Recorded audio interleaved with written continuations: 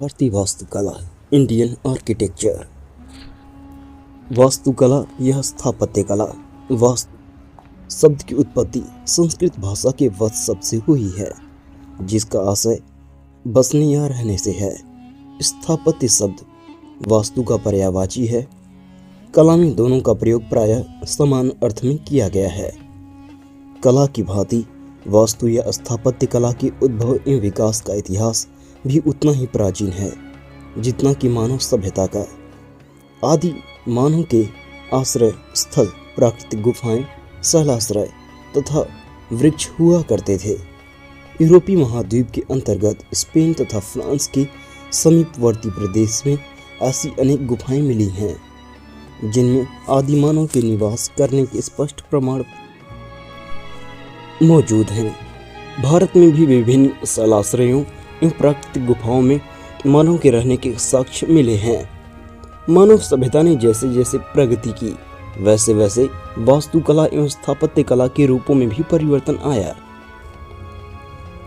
भारत में प्रागैतिहासिक काल से लेकर 12वीं सदी तक स्थापत्य कला के विकास में निरंतरता दिखती है।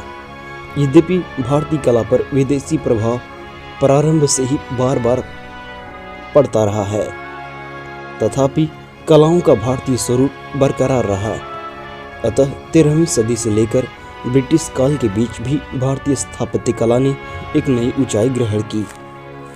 भारतीय स्थापत्य के बारे में एक विचारणीय प्रश्न यह है कि किसी प्राचीन स्थापत्य या कलाकृति में रचनाकारों का नाम उल्लेखित क्यों नहीं किया गया है।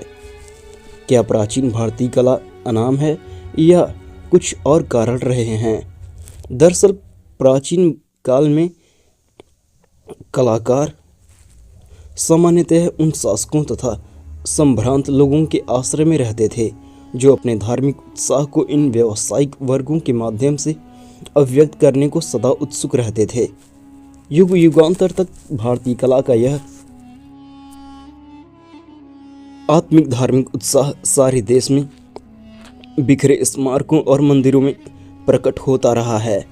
यानी शासक और संभ्रांत लोगों के धन से निर्मित कलाकृतियां कलाकारों के नाम से ही नहीं पहचानी गईं, अपितु शासन के कालक्रम से ही जानी तथा समझी जाती रही हैं।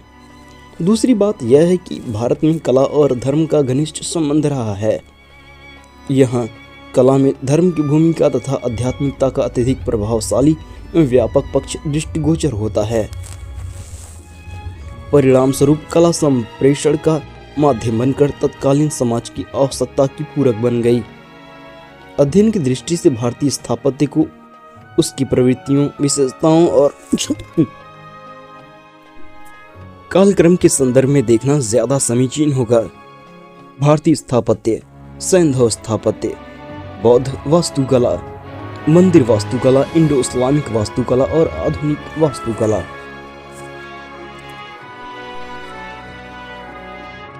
सैंधव स्थापत्य। भारत में सर्वप्रथम सैंधव सभ्यता में सुव्यवस्थित स्थापत्य निर्माण नगरों का प्रादुर्भाव के साक्ष्य प्राप्त होते हैं। सैंधव सभ्यता भारतीय संस्कृति की एक लंबी और वैविध्यपूर्ण कहानी का प्रारंभिक बिंदु है। इसका कालखंड लगभग 3000 ईसा पूर्व से 2000 ईसा पूर्व के बीच है। भारत के उत्तरी पश्चिमी क्षेत्र में विकसित इस सभ्यता का क्षेत्रफल 1.3 मिलियन वर्ग किलोमीटर है।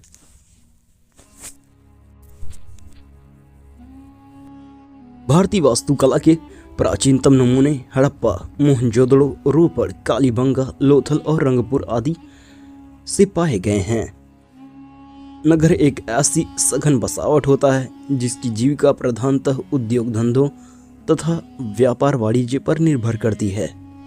सैंधव सभ्यता के नगर एकाएक विकसित नहीं हुए, बल्कि यह विकास की स्वाभाविक प्रक्रिया के अनुरूप विकसित हुए हैं।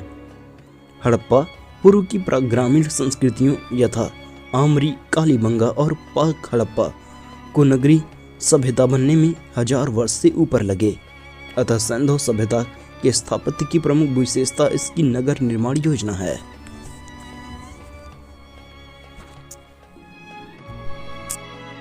नगर स्थापत्य योजना।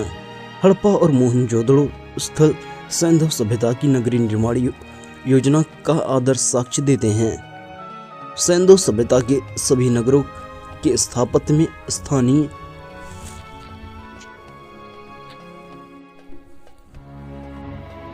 हड़प्पा और मोहनजोदड़ो स्थल सैंधव सभ्यता की नगर निर्माण योजना का आदर्श साक्ष्य देते हैं।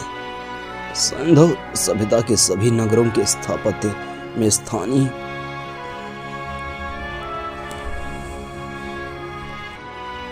क्षेत्रीय प्रभेद के साथ अधिकांश समरूपता के दर्शन ही होते हैं। सैंधव स्थापत्य की निम्नलिखित विशेषताएं हैं। सैंधव सभ्यता के समस्त नगर ग्रिड प्लानिंग के तहत बसाए गए, यानी आयताकार खंड में विभाजित नगर, जहां सड़कें एक दूसरे को समकोण पर काटती थीं। सैंधव सभ्यता के नगरीय क्षेत्र दो हिस्सों में बटे थे, दुर्ग गढ़ी क्षेत्र और पश्चिमी टीला तथा दूसरा पूर्वी टीला। भवनों में पक्की और निश्चित आकार की ईंटों के अलावा लकड़ी और पत्थर का भी प्रयोग किया जाता था। बरामदा घर के बीचों बीच बनाया जाता था और कमरों के द्वार इसी बरामदे की ओर खुलते थे, जबकि मुख्य द्वार हमेशा घर के पीछे खुलता था। फर्श व दीवार की जुड़ाई में जिप्सम का प्रयोग होता था। जलमल निकास व्यवस्था सिंधु सभ्यता की एक अद्वितीय विशेषता है, जो अन्य किसी समकालीन सभ्यताओं में नहीं दिखाई देती। घर के गंदे पानी की निकासी के लिए ढकी हुई नालियां बनाई गई थी और इन्हें मुख्य नाले से जोड़कर गंदे पानी की निकासी की जाती थी। पूरे शहर में नालियों का जाल वैसे ही बिछाया गया जैसे सड़कों का जाल था। नालियों की नियमित सफाई की जाती थी।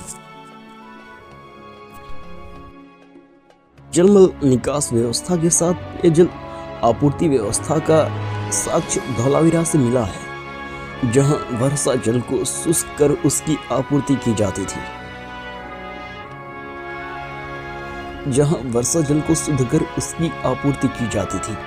सैंधव सभ्यता के नगर स्थापत्य में सार्वजनिक कुएं और सार्वजनिक शौचालय भी पाए गए हैं। सैंधव सभ्यता में 2 मंजिला भवनों, सीढ़ियों और पक्की कच्ची ईंटों के इस्तेमाल के साक्ष्य मिले हैं, किंतु गोलाकार स्तंभ और घर में खिड़की का चलन नहीं था। सैंधव सभ्यता के नगरों में सभी प्रकार के भवन मिले हैं, किंतु मंदिर का कहीं स्पष्ट प्रमाण नहीं मिला है। सैंधव सभ्यता के नगर या शहर मुख्यतः 2 हिस्सों पूर्वी व पश्चिमी में विभाजित थे। यह विभाजन सामाजिक स्तरीकरण का प्रतीक मालूम होता है। ईंटों का संदर्भ। सैंधव सभ्यता के पहले भारत में भवन निर्माण या स्थापत्य में मिट्टी, बांस, पत्थर, कास्ट, घास फूस, लठ और कच्ची ईंटों का प्रयोग होता था, लेकिन सैंधव सभ्यता के लोगों ने पहली बार पक्की ईंटों का निर्माण किया, जो सुडौल, हल्के रंग की और निश्चित अनुपात की होती थी। इनकी लंबाई चौड़ाई से दुगनी और मोटाई आधी होती है, अतः इनका उपयोग भवन निर्माण या स्थापत्य में किया जाता था। सैंधव सभ्यता के लोगों का ईंट निर्माण का ढंग वही था जो आज है। सैंधव सभ्यता के लोगों ने विविध प्रकार के ईंटों का जो इस्तेमाल किया, उससे उनकी वैज्ञानिकता प्रमाणित होती है। सैंधव सभ्यता में ईंटों के आकार में समरूपता दिखती है, चाहे वह लोथल में बनी हो या हड़प्पा या मोहनजोदड़ो में। हर जगह पक्की ईंटों का अनुपात 4:2:1 है। चबूतरा, दीवार, रक्षा दीवार, बुर्ज, सड़क आदि बनाने में प्राय कच्ची ईंटों का ही इस्तेमाल हुआ है, जबकि स्नानागार, अन्नागार, गोदीवाड़ा, नाली, कुआं और शौचालय आदि बनाने में पक्की ईंटों का इस्तेमाल होता था। चन्नूदड़ों की ईंटों पर बिल्ली और कुत्ते के पंजे के निशान मिले हैं। इससे पता चलता है कि ईंटों को पहले सुखाया जाता था। विशाल स्नानागार। विशाल स्नानागार सिंधु सभ्यता की प्रमुख इमारतों में गिना जाता है। यह मोहनजोदड़ो की गढ़ी क्षेत्र से प्राप्त हुआ है। एक अध्ययन में इस ढांचे की सबसे ऊपरी सतह पर कुषाणकालीन स्तूप प्राप्त हुआ है, इसलिए इसे स्तूप टीले के नीचे मोहनजोदड़ो का विशाल स्नानागार कहा जाता है। विशाल स्नानागार भी पूर्णतया पक्की ईंटों से निर्मित है। इसे परिसर इसलिए कहते हैं क्योंकि इसमें स्नानागार के साथ साथ 3 ओर से बरामदा है। बरामदे में ही कमरे के बगल में सीढ़ी,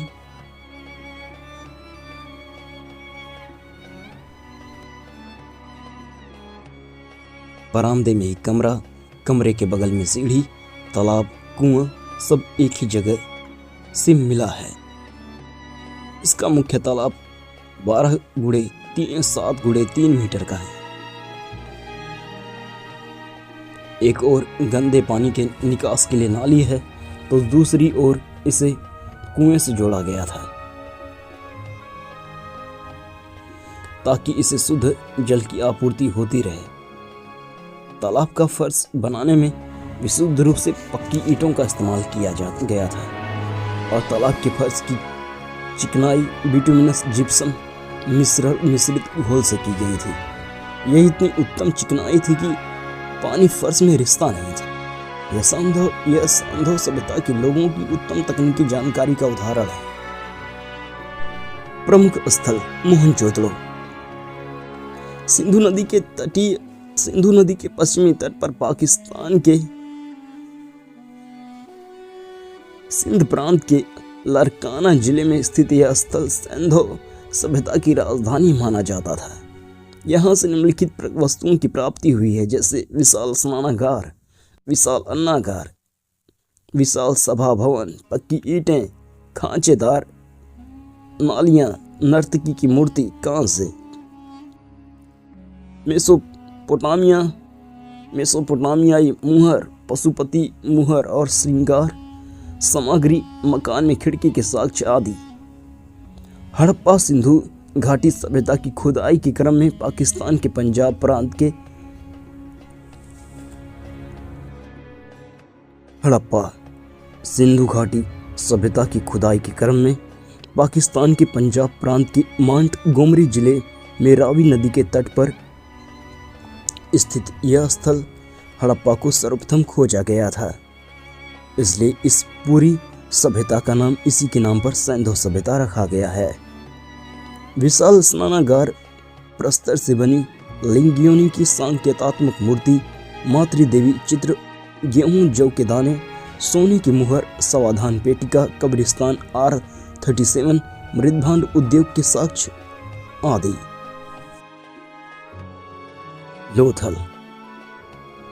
भारत के गुजरात कठियावाड़ खंभात क्षेत्र के भोगवा नदी के तट पर स्थित यह स्थल सिंधु सभ्यता की वाणिज्यिक राजधानी माना जाता था। यहाँ से प्राप्त सर्वप्रथम महत्वपूर्ण वस्तुएं विशाल गोदीवाड़ा, युग्म समाधान, अग्निवेदिका, भंडारगिरी, मिस्र की मम्मी का मॉडल, कपड़ा रंगाई की टंकी, फ्रेंच कट दाढ़ी वाला एक मूर्ति, चावल के दाने, मिट्टी का साहुल, फ्रंट डोर आदि हैं। कालीबंगा राजस्थान के घग्गर नदी के तट पर स्थित है।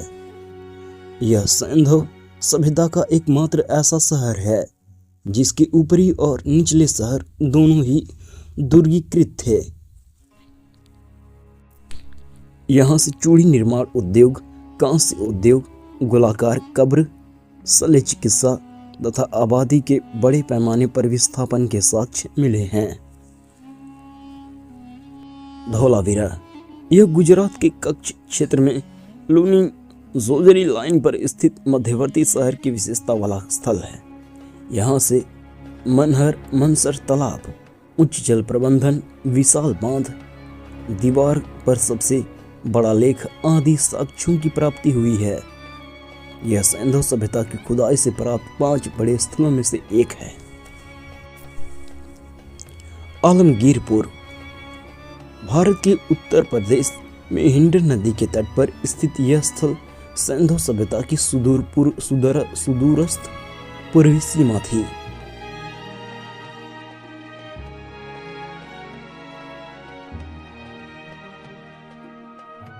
रीच और सर्प डिजाइन के विदेशी मोहरे और वस्त्र उद्योगों के साक्ष्य यहाँ से मिले हैं।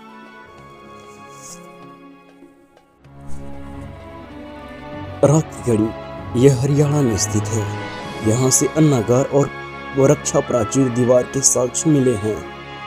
चन्हुदड़ो वर्तमान पाकिस्तान में स्थित सिंधु घाटी सभ्यता का यह स्थल जुड़वा शहर के रूप में पहचाना जाता है।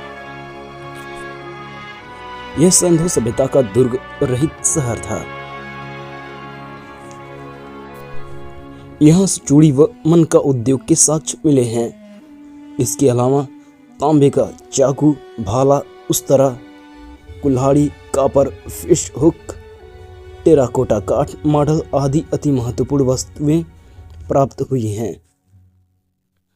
बनावली भारत में हरियाणा के फतेहाबाद जिले में स्थित इस स्थल से बैलगाड़ी के पहिए, मिट्टी, हल की प्रतिकृति, जौ का उपयोग, अग्निवेदिका, नारी मूर्ति तथा सीधी सड़क के साक्ष्य आदि मिले हैं। सुरकोटदा गुजरात के कच्छ क्षेत्र में स्थित इस स्थल से घोड़े की अस्थियों के साक्ष्य मिले हैं। यहाँ पर पाई गई कब्रें पत्थरों से ढकी हैं।